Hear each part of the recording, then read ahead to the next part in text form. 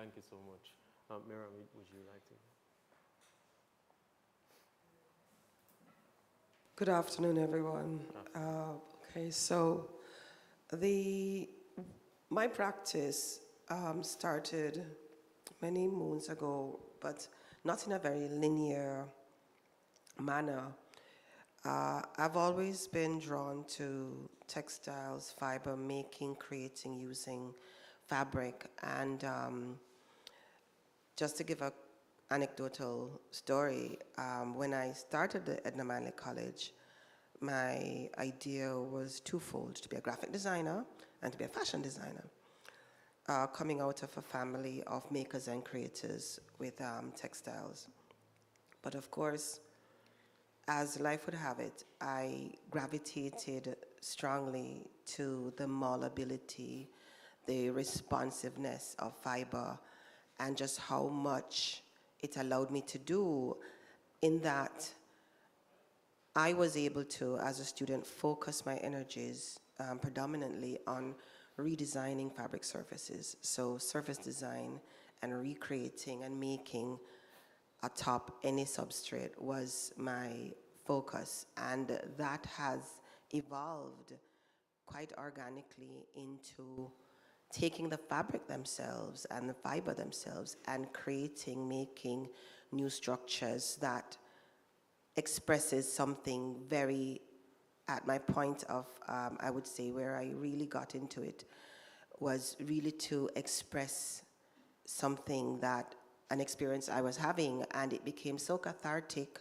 and I could find the material speaking, literally speaking back to me.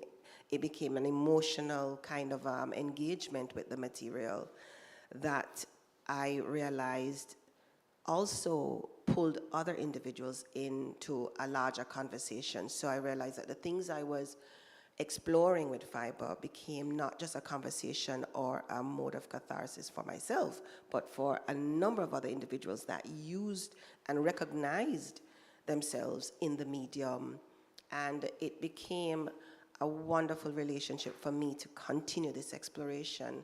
What cemented it was an exhibition I visited by an artist, Maria Starzokonia, while I was doing my master's in England. And just how she was able to create with this really gave me the underpinning that I was really in a mode that was personal yet expressive in a larger way.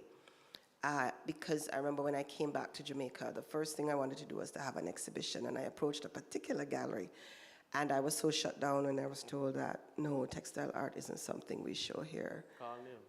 I'm not going to call the name. Suffice to say that gallery no longer exists, which is a number, they can hide in that number. And it really struck me, and I started speaking to a lot of my colleagues who were art historians, et cetera, and collectors, and they said, oh, but fiber arts, it's, you know, it's so impermanent, it doesn't last. But the thing is,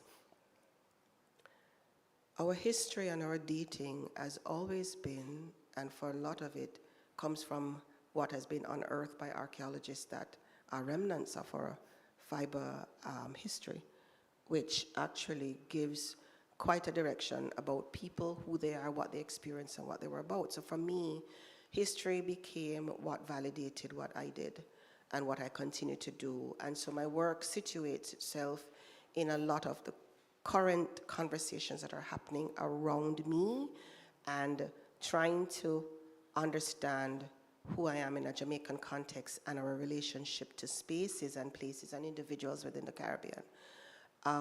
The work you're looking at evolved out of an exhibition that I did in Haiti on an artist residency. And it really struck me just how similar they were to us in their practice and the things that we did culturally. And I started doing more and more research along that line. And so the work you're looking at was made from tying waste materials. In Haiti, I was really shocked to just be able to walk into spaces that there are mountains and mountains of imported, or to me it appears even more like a dump or deposited fabric and fashion and clothes just literally on every street you could think of. And it brought back to mind my own making and creating. I remember my grandma having me cut strips of fabric to tie into crocus bag to make these mats we used to have by the bed. And that happened. Seeing a lot of this discarded material in Haiti really brought it back home, and I got back here doing this, making and creating this. And if you look at the blocks, the piece is reflecting a lot of what is happening on the continent of Africa in terms of different places and spaces that we are from as Jamaicans.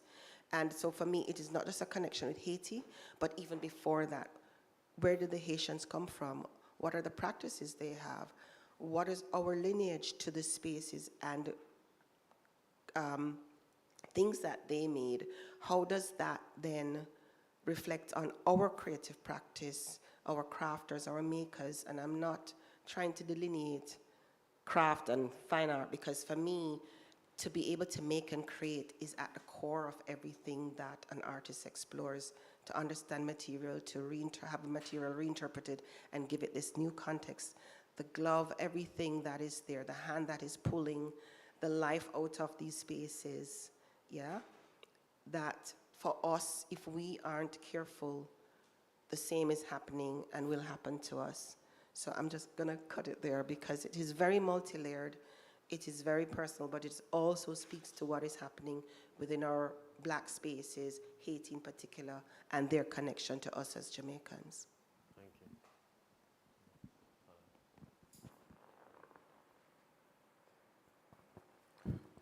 you. Okay, good afternoon, everyone. Yes, anyway, my name is Alao Lukuno Motayo, my full name, yes. So, my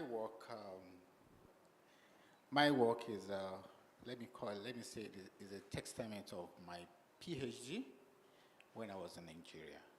Actually, I started working with metal for my research when I was in Nigeria for my master's, in which most of my work was there on Bini artifacts. And those artifacts, they are Bini plaques, which they were looted by the British in 1897. So let me say, most of my work, they are more, when I finished that one, when I finished my master's on using recycled material, and which are recycled material from printing companies, like, for example, Gleaner, you have an Observer. And when I started my PhD, what I did is a continuation of my research, which my work was titled Metaphor and Meta, the analysis of Yoruba tradition, Yoruba festivals and deities.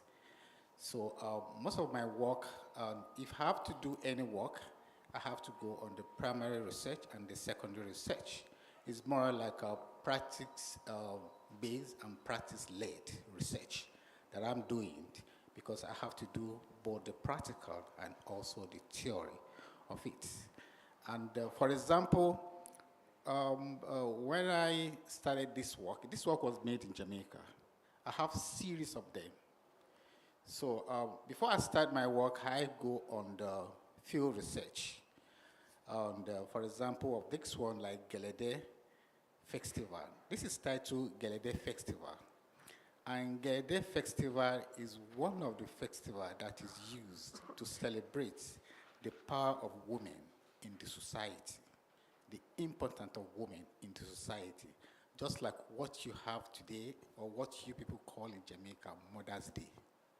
It has been in existence before the coming of the European to Africa, particularly in Nigeria, the Yorubas. So what I did was go to that during the festival, make all my primary research and secondary research. Then I come back home, I started working on the metal. So each of those detailings tell a story. or each of those panels, if you see them, they were divided. Each of them tell the story of the festival. And again,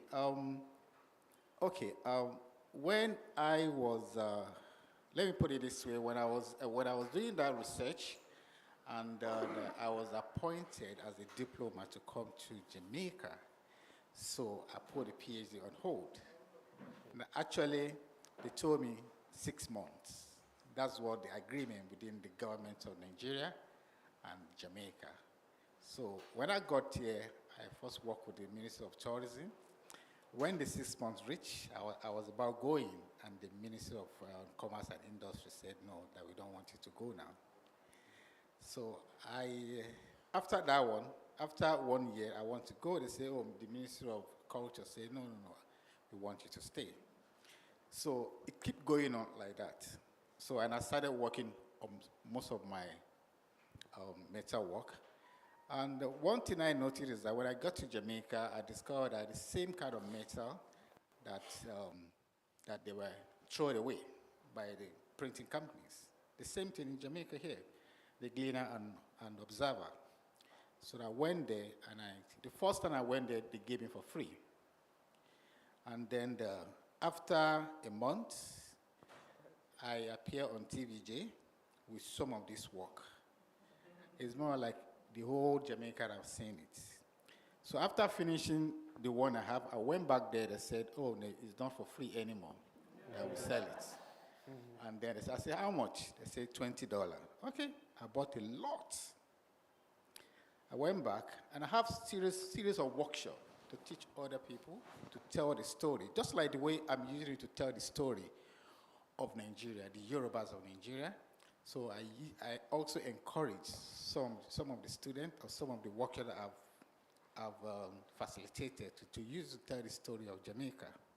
When that one finished, I went back again. They told me that it's no more $20, it's $40. I said, no problem. I packed a lot again. And then that one finished again. I went back again. They said it's $60. Just like when I first came to Jamaica, party is $50 and keep adding it to $300.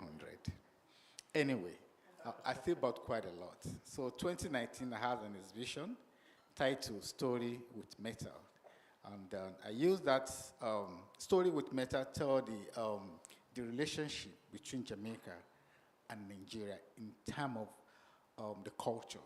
Because when I make some research that I did, I had the Mother's Day, Gelede Festival of Nigeria.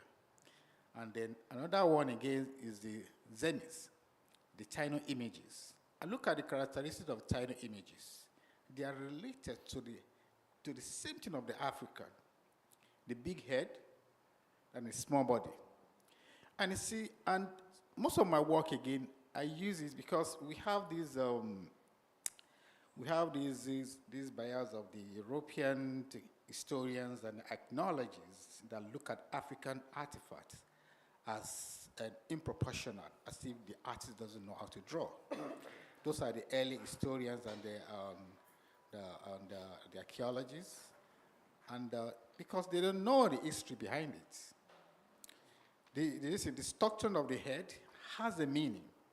That was what I was using on my work again, to tell you that, see, not that we don't know how to draw, but it has a meaning.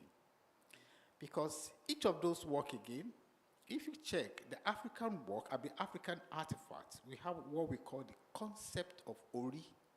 Ori means head. So the importance of head, why the head is big and the body is small, it has a meaning.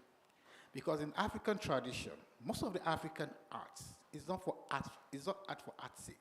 They are art for religious purposes. That is why you see most of those artists, they don't sign their work because they are not doing it for them to sell. They're doing it for the religious purposes.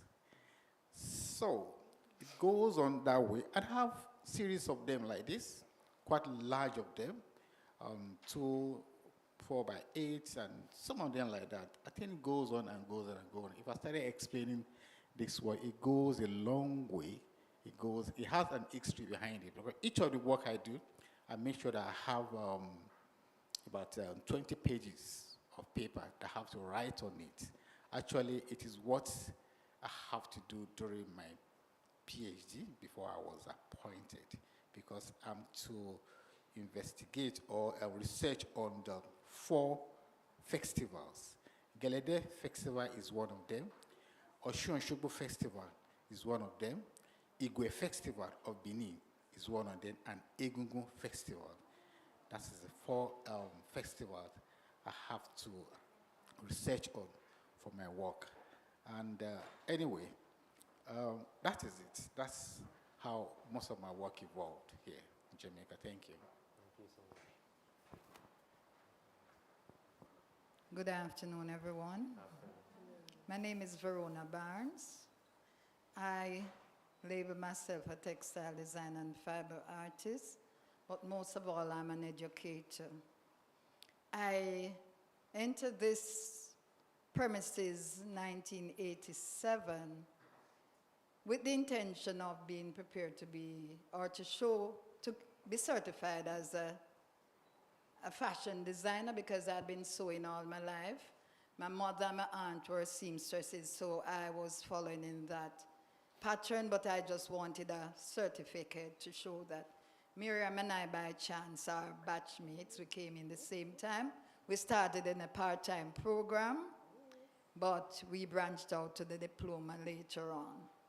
So when I came to the interview, I was told that the program was on, but by the time I got my letter to say, yes, you're accepted, they had discontinued the course. Hence, I did textile designs and fiber arts instead. Well, for the 4 years I was at Edna Manley, my artwork was more for media and technique. I did not put any thought into making art. It was just manipulating the media and the technique, and what results I get. At critiques, I would defend my work. Then I entered Maryland Institute College of Art, and that's when I realized that you can conceptualize your work and make work to have more meaning than just media and technique. So that's where it started blossoming. By the way, my work is totally crochet. I work with the fiber and yarn and a crochet hook. My mother taught me to crochet from I was at the primary level of the education system. So I got that skill from my mother. And I had not utilized it over the years more than for utilitarian purposes like making doilies, vases, and things to give us gifts or to be sold. But then when I went to the Ohio State University to pursue a PhD, I did a course called Art Think.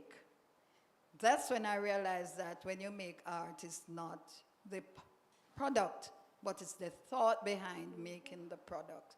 So then I had to do a piece, and I used the big idea of family relationships, and I crocheted images which represented family members and different occasions where families gathered, and so that's where the thought of doing the crochet pieces blossomed from. In recent times, I've been propelled to take on female issues, things that affect females, and it's not that I'm a feminist, but I'm still a woman, so I have to think about women. A few years ago, about 3 years ago, when we met as a group, Miriam, the instigator, we were planning to have an exhibition with persons who we had graduated with. And I started working on crochet pieces. The first day I started a project, one of my friends that day she was doing her second mastectomy, breast cancer removal of her breast. I did a piece that day in remembrance of her. And then I started thinking, and I recall that the first encounter with breast cancer was an aunt, and she died 1970. But on reflection, I realized that this breast cancer thing could have more meaning than we think, because I've encountered few women who have had breast cancer, and if the truth be known, they might have had some problems in their relationships with their partners. And I start thinking the breast is near to the heart, and broken hearts can lead to that breast cancer. Yes, my aunt, she had a baby 1969, 68. And 6 months after she gave birth to her baby, another woman in the community had a baby for her husband. And even that lady who I said did the breast cancer surgery, the second, when her husband's, a woman died, and that's when I realized that that woman who died had a child for her husband. So I'm connecting the pieces, and there are a few others who I've connected the pieces with, right? So yes, and why I use crochet is because of the manipulative nature of the technique and the medium with which I work. I can use yards and yards of yarn and crochet and manipulate to make all kind of three-dimensional objects as my thought process focuses on what I want to do. The same pieces that I did a piece 2 years ago in the faculty show, and if you can recall those who saw it, it has dual functions. One side you see a breast, and on the other side you see the female genital. And I just believe that once a woman loses a breast or both, it's like she's finished. Within herself and maybe to the world, she has no more purpose than, because she has this thing that she had here as an emblem of her womanhood has gone, so she has lost her femininity, right? So that's how that project is going, and it's not yet materialized. It is coming up, and I've done about 100 of those breasts already waiting for the day for the exhibition. Now, this piece that I did for the show, the call for works was about a month, and even the day when the pieces were to be submitted, I did not have an idea what I wanted to do. So Monday the 17th of February, I thought about it, and it dawned on me that 2 days from now would be a year since I became a widow, the 19th of February. So I took out my crochet yarns and I took out my hook. The first piece I did was the white one, which represents Here Comes the Bride. 12 years before that, I was a bride. So I did that piece to represent the bride. And then after that, I said, well, the bride is no longer a married woman, she's a widow. So I created a black piece to represent the widow. These are all stages or phases that women might endure, encounter. And how long can we mourn? So I picked myself up and said, well, resilience. We are resilient people, women are. So I decided to do this red piece to say, I'm stepping out. And I remember this song, Lady in Red, and that piece represents resilience, and now I'm going to do what Bob Marley says, no woman no cry. So I've stopped crying And I'm stepping out. I want the world to know that I'm still a woman. Interestingly enough, before we move to you, it actually reminds me of Helen's song, I Am Woman, Hear Me Roar, which then became a sort of feminist icon. So when you said I am woman, I am still woman, it reminds me of the text from the original song. Actually, in the statement I sent to Yolanda, that's how I started that. Oh, I see. Yeah. Okay. That Yes, sounds Helen read, yes. Very good. Yes, please. Is it? Yeah. Yes. It is now. Good afternoon, everyone. I'm Amanda Lazarus, and I am currently one of the adjunct lecturers in the photography department. So just to give you a little history, I too started at Edna Manley in the part-time program, but I never actually attended the college for my bachelor's. I went to Barry University in Miami Shores, Florida, and that's where I got my BFA. And then I returned to Jamaica, and surprisingly, I started at Edna Manley in 2019. I say that surprisingly because that was not my plan.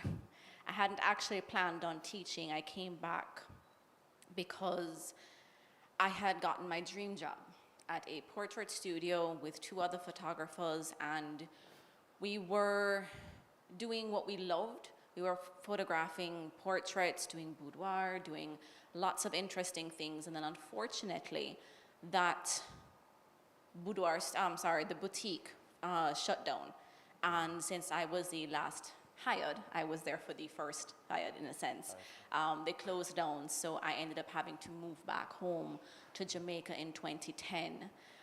I lost that job, unfortunately, in about June, July, and so with being an international student, you're not able to just jump into the workforce. You have to get an OPT and a work visa, and it just happened too close to the time where I was supposed to have my deadline and have a sponsor. So I said, you know what, let me just come back home. So I came back home, worked in corporate for a little bit. That was not my forte. Got some good experience, then worked with my family company. And then I got a call one afternoon. I think it was from Susan Leakwe, I believe it might have been, and was called for an interview. And next thing you know, I just said yes and figured it out later. I didn't know how to teach. I didn't have any experience in teaching, and I joined the faculty, and it's all been great from there. I absolutely love teaching, and I pursued my postgraduate diploma in art education with Dr. Barnes as one of my lecturers, and it was a really great experience.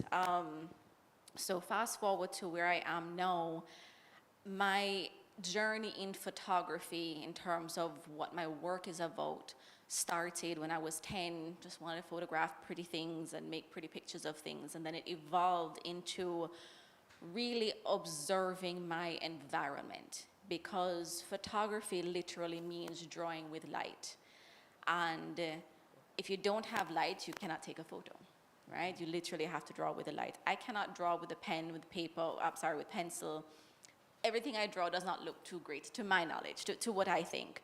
So I started to become more observant of my environment, and I like to photograph things in a very abstract way, to get people to think beyond what they're actually seeing. So if one of the other pieces that I have is of a leaf that is decaying, and it's such a close-up image that people don't understand and cannot figure out what it actually is. And that is what I want to provoke my clients or viewers to see, to think beyond what it is that you're actually looking at. Because you listening to me here today, you're looking at me now, you're missing what's happening around you. You're missing the fact that someone may be breathing a little bit harder. You're missing the hum of the equipment around you. So you're so focused right here, right now, but really life is happening around us. And in the last panel discussion we had, someone mentioned art being life. Art is life, and life is art. And so that's what I want to do with my work, is that I want you to see beyond what you're looking at. Look at the fact that even the way the chairs are designed, the way houses, even a toilet bowl, I say, is art, because there's some form of design in that.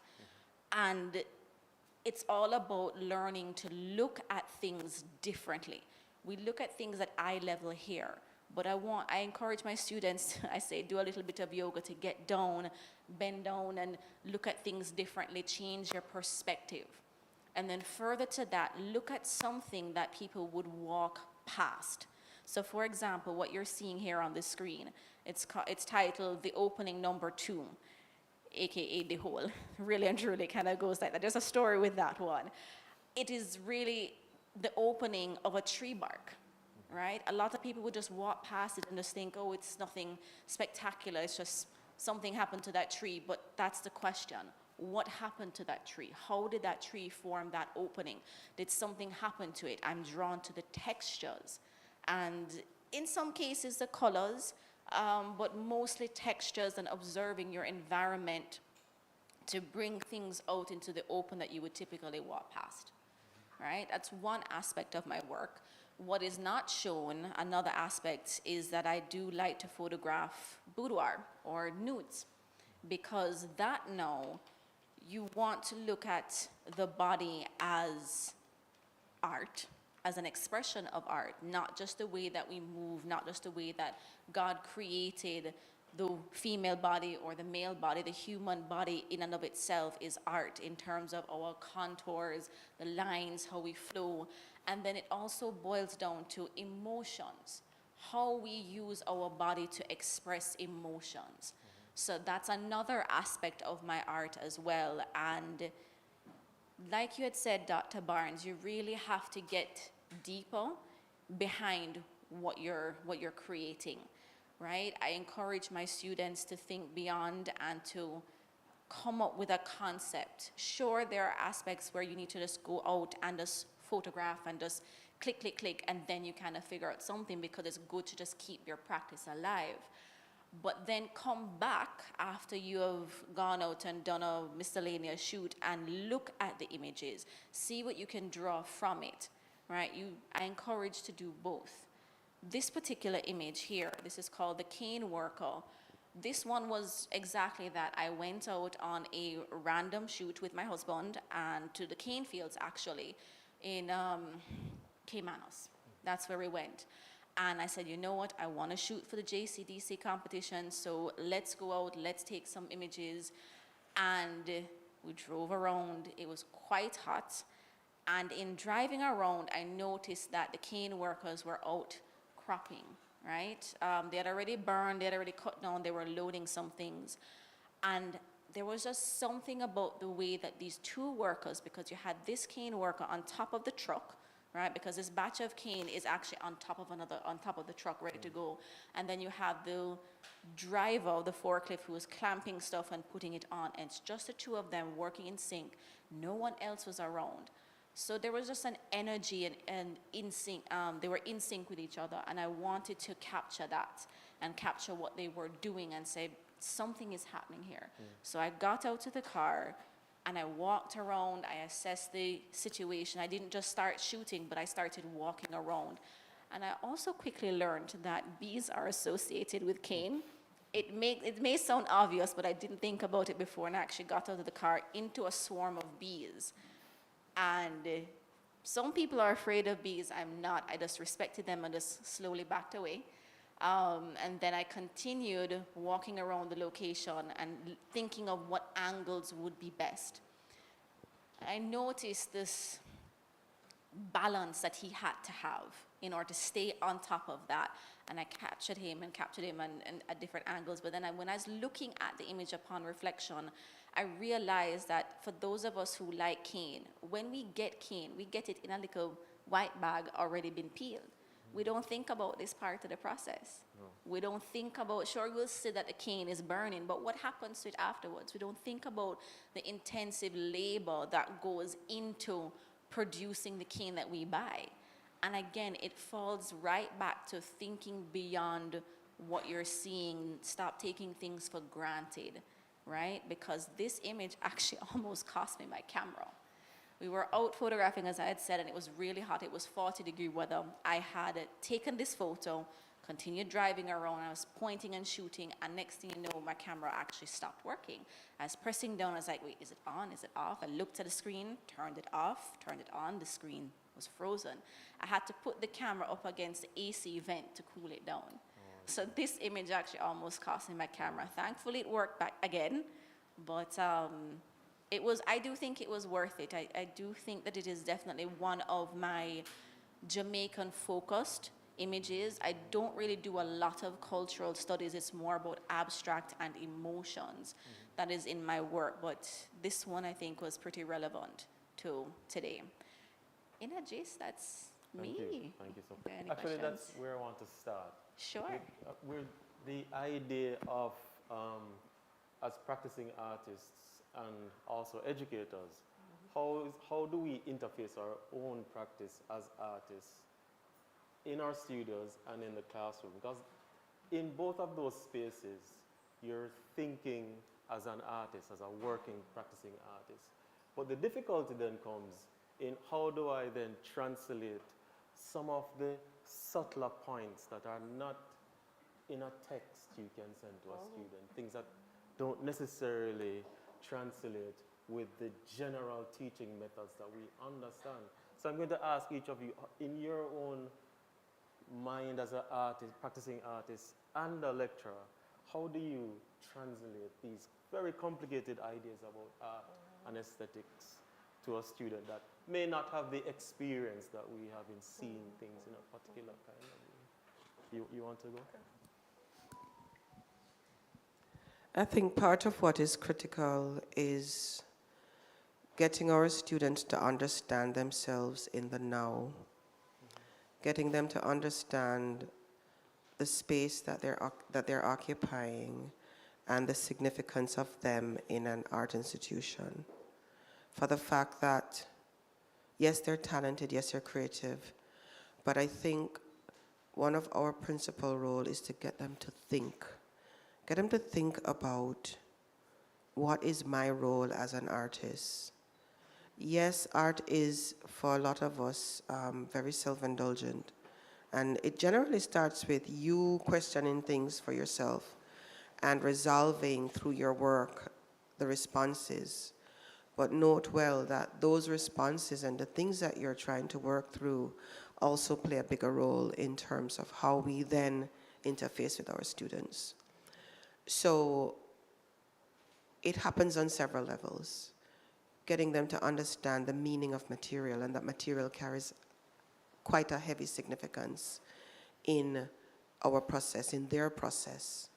That the materials themselves has historical significance, has a contemporary significance, has that means of being able to connect past and present. And so it is for them within the various tenets of what we underpin our teaching with, to get them to find themselves to then articulate what is happening now, what is happening, how does this impact me, and how does what I then create educate and impact those that I'm interacting with. Yeah, so it is both reflective, but it's also a larger conversation. And it is a means of them even further educating those within their own space, of understanding that everything we interface with, yeah, has a greater significance, as Amanda said, than the cursory, yeah. Yes, and if I should even reference my own work, a lot of what coming into formal education as an artist, it has a very Eurocentric underpinning. But the beautiful thing about what our curriculum even afford is to have that interjection of a larger global view and a reflective view of your own becoming your own, making your own, creating your own roots, your ancestry. How does that then play into what you make when you talk about I'm identifying? What are you identifying as, or you're trying to find your identity? Who are you turning up as? And what are you using to transmit this language, this conversation with those around you and yourself? because it has to have significance. It's not just a piece of paper, a piece of cloth. If you're using something, you have to understand its context, its origin, yeah, because that's all very potent in how you then get people to understand what is it you're trying to communicate. Sure, just to continue on to that, absolutely, you have to be reflective and figure out what methods work for you. So I encourage my students to try a variety of methods, not just to focus on what I've taught. I tell them all the time that I could teach you the theory, the principles, the elements of photography, the rules, if you will, but I also encourage and teach you to use those rules to break them. You have, for example, the rule of thirds, where you put anything but the middle, right? Your subject places it anywhere but the middle, but if you look at my piece right here, that's exactly where it is. So I encourage them to experiment with multiple methods. So if, for example, one student prefers experiment A, another one tries a different B, experiment with it. Because using different materials, for my mixed media art class, alternative processes, using different products, different materials will give you different results. And so you won't know what will work best for you until you try all of them. Yeah, I'll add to that as well in terms of being very reflective, but, doing a lot of experimentation and questioning.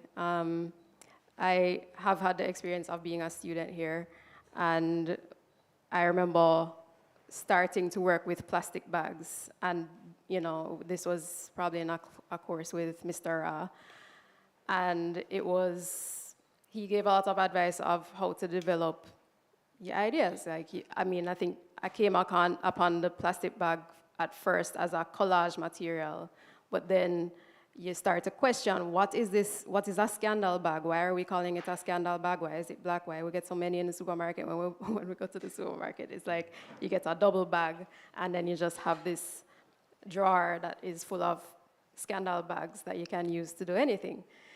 So you have this endless supply of material that is not a traditional art material, but it's something that you can use. But for what purpose? What is the cultural significance of it?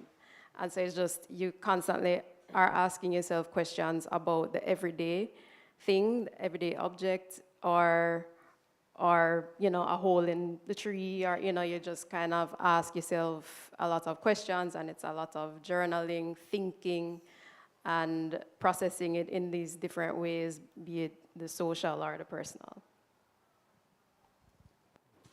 Anyway, to my own perspective, I think,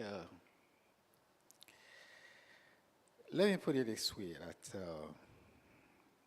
it's a kind of culture in which when I came to Jamaica and come to Edna Mali, and they have different culture of how things is produced, how students should carry out research.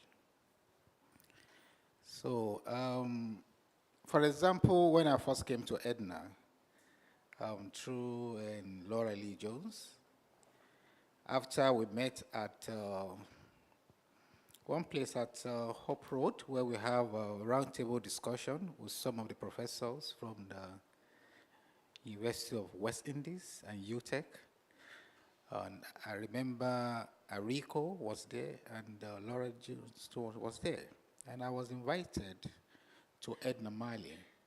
I think sometime it should be around 2018 for the final year exhibition to view. When I saw the exhibition, I was like, oh, this is nice, this is very good. And some of the students, they were sitting down, they were like, they now want me to compare with Nigerian University, and I laughed. They told me, sir, why do you laugh? I said, you know what? What you produce, if you do that in Nigerian University, you will not graduate. And all of them look at me like, what? I say, yes. I say, see, we push our students to the extreme. What I mean extreme, you have to produce. You have to do the research. It has to be a masterpiece that anybody that comes anywhere will know that, wow, who are these? And while I was talking, I had privilege to do then at that period, we have some of our students, both where I did my first degree, University of Lagos, and where I was doing my third degree in University of Benin. They're having an exhibition, and they sent me video. Oh, sir, see my exhibition stand, this and that. And I said, okay, oh, good. And I show it to the student that day. And I said, see, this is an exhibition of one person. You can see all what he produced. And I said, that is not the project. The project is different. They were like, oh. Then that ends that way. And I said, okay, now you can see now that I didn't criticize you, but well, that is the way your culture is. This is how you produce. This is what you have to produce. And now, when I now finally come to Edna, started lecturing at Edna, and before then, I have a series of workshops on textile and jewelry. So when the need come for jewelry, somebody to lecture jewelry, I was contacted by Miss Miriam and Laura Lee Jones. Fine. I was started, and I said, oh, jewelry. And I said, oh, jewelry department. For me, I call it Meta and Jewelry Department because that is how we call it in Nigeria. Because we make sure that it's not extreme line. They make it wide. Now, the reason why they call it Meta and Jewelry, like my work that I did, right, is a meta work which anybody or any student from Meta and Jewelry could delve into as a research. It's not all of them that want to go into jewelry. But, you know, at the first, when you're majoring, you do all those assignments. That's the norm. That is the curriculum. But when you get to maybe like third year, you want to major. Sorry, you want to focus on your, sorry, not major. You want to focus on your research. You can, like, okay, I want to do this as my research work. Some of them will say, oh, I want to do jewelry, fine jewelry or semi-fine jewelry as my research work. It goes on and on and on like that. So teaching with the students here now, sometimes if I want to push them that, no, you can't do this. They say, oh, no, sir, this and that. Too much complaint. I was like, sometimes if you do some work and I look at it like, you won't. Left for me, if there's some certain work if you do, and then if I look at it, it's not really, really up to what the standard of my thinking, where I'm coming from. You won't pass. You won't just go. You just remain there. But, and I look at it, I look at others. Okay, that is the limit. But for me, I will look at it is that in this direction that maybe, you know, sometimes we can change a little and push this student, like, come. No, you need to do so, and so. I know then sometimes they could be very, and when you try to push them, they try to push you back. I won't call it stubborn, you understand? They try to push you back and started.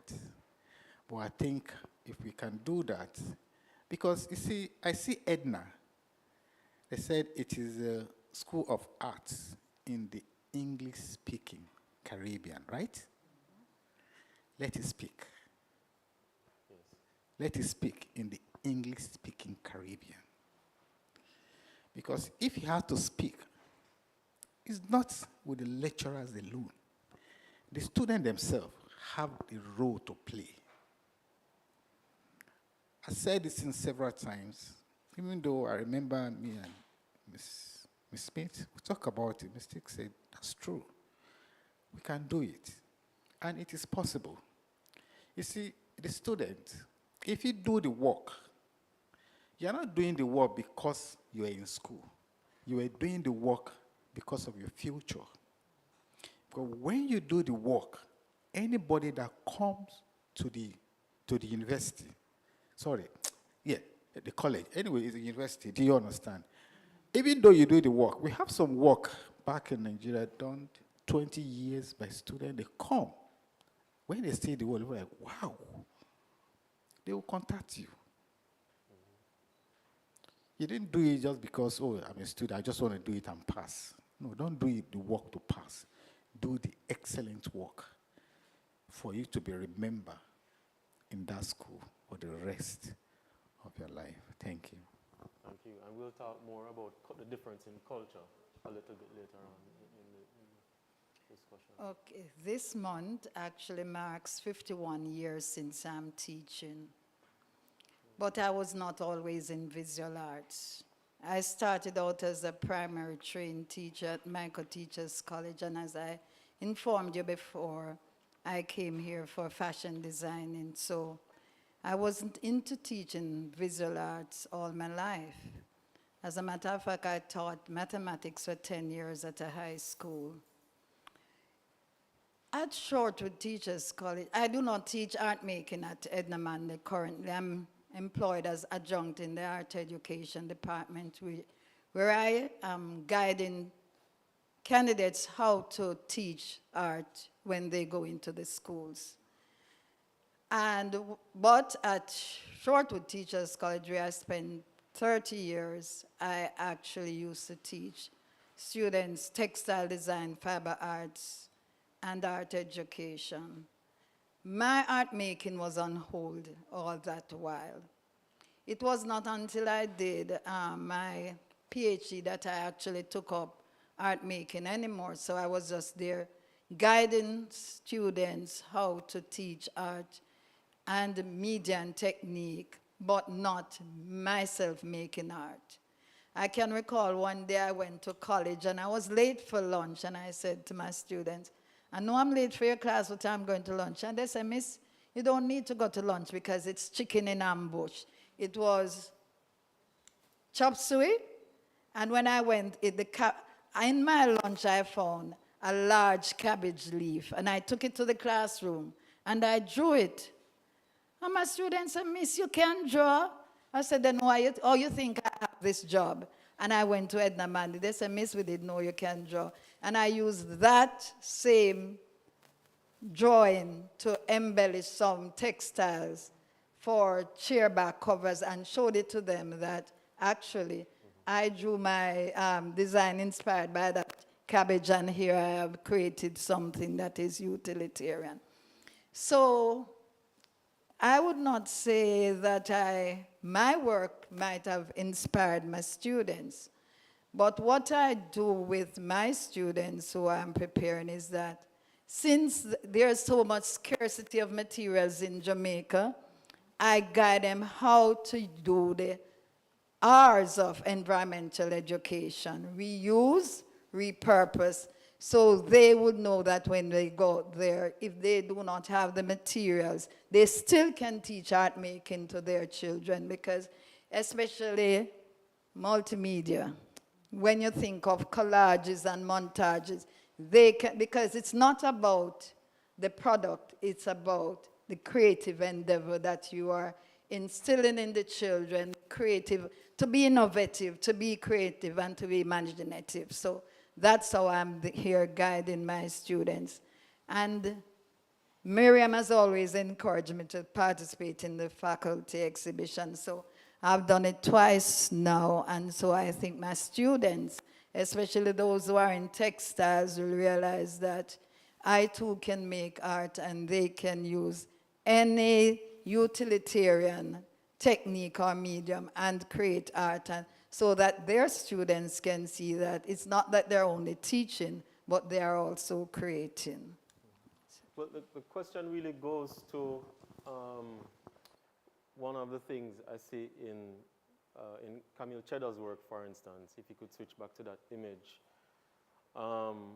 and it's connected to a series of work that she spoke about earlier on. And I'm thinking of the particular one with the dunce bag on the back of the student, because what I find not just in our education system, but it's part and parcel of the culture itself, right? Where particularly in the arts, we treat it in such a way that we don't necessarily see it as an academic endeavor. Do you understand what I mean? So that in many ways, so many students have an idea about what they're coming to study as a kind of a self-expression, right? And that sort of self-expression, they imagine has a particular kind of freedom attached to it without the requisite academic understanding of how to place this kind of so-called self-expression in the thing, right? So I teach, I'm going to talk particularly about my drawing class.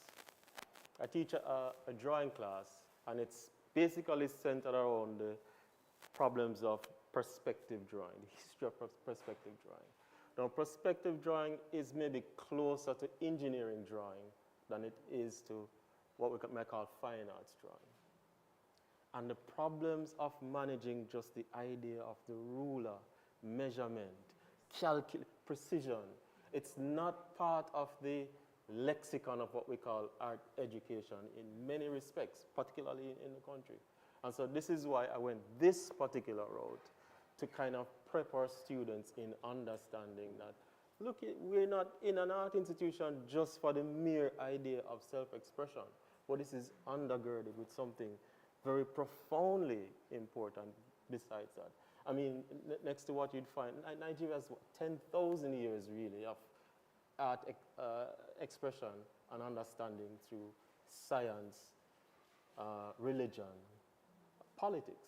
You understand? And so this is why I appreciate when you say it's not simply just jewelry, but metal work as well. Because then we move into the science of alchemy, let's say.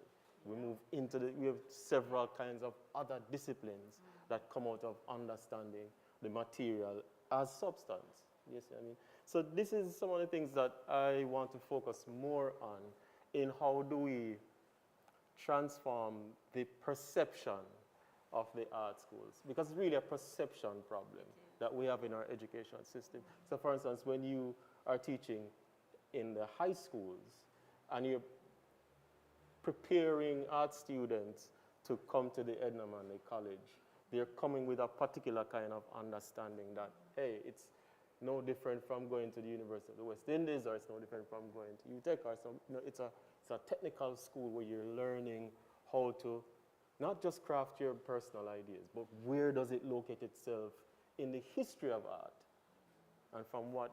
So could you speak more to how do you think about your own courses, and how do you craft your course in such a way that it allows students to understand that this isn't just merely how we go about making paintings, pictures, whatever the case may be. It's interesting that you bring that to the fore, Philip, because I'm going to take it at another level. We are coming up to our reaccreditation, and you've heard me have the discussion where one of the requirements of UCJ is that we need to teach math. And for the last reaccreditation, my response to that, it's in my self-study. I just come from nowhere. I feel like, how did this work? They will contact the department, the faculty, the HOD, the dean. Where can we see this student? Even though if you're a graphic student or this thing, they will come to the school, and the school will be so proud, like, wow, these are students. When I was in Nigeria, before I was appointed, I didn't even know. I was doing what I know how to do best. Presenting paper all around, from Ghana, from this, doing artwork. To be a diplomat, I did not apply. I always tell people that I didn't apply for it. I was just doing what I'm doing. And they called me. In fact, the first person that called me, I was like, I didn't play jackpot. And you said, sorry, I didn't play lotto. You say I won a jackpot. Please, can you press red? go on like that. Any other questions, final comments? I think we're, yes? Just want to express a deep appreciation for this event and for events like this from two perspectives. And just to say, you know, my lone wolf context is that I don't have no art training beyond like first form, second form, third form. But this, in one way, it engages me and others, I'm sure, with what is happening in my space. I still consider this my space, my culture, my people, in terms of what is the work that these interesting people are doing intellectually? What is the explorations they are making? What are the insights they're willing to share? I deeply appreciate that. On another level, I'm very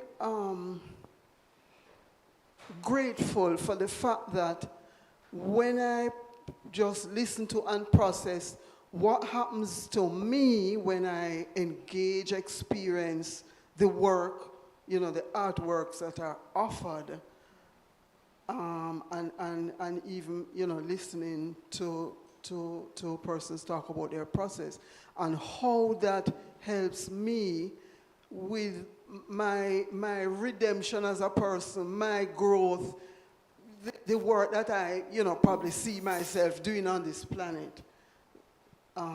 Very impactful, very profound, much appreciated. Thank you. All right. In closing, I'd like to thank all of you for coming and those of you who have watched at home online. And that concludes, I think, the second of two presentations that we did. So thanks again for coming, and that is it. Good.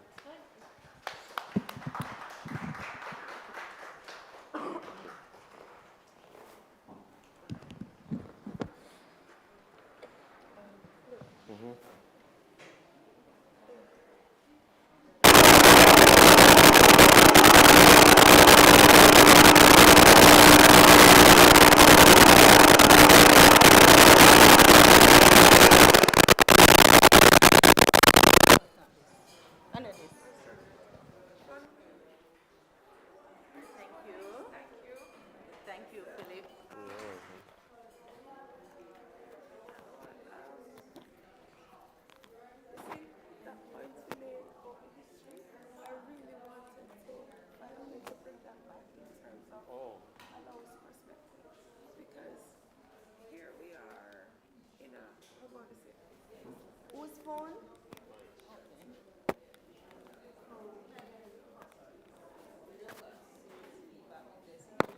It was this reverb or whatever you want to call it. It was that? Oh. Alright, so all I do is This is going to happen tomorrow again? No, sir. No, this was the last one. One happened last week.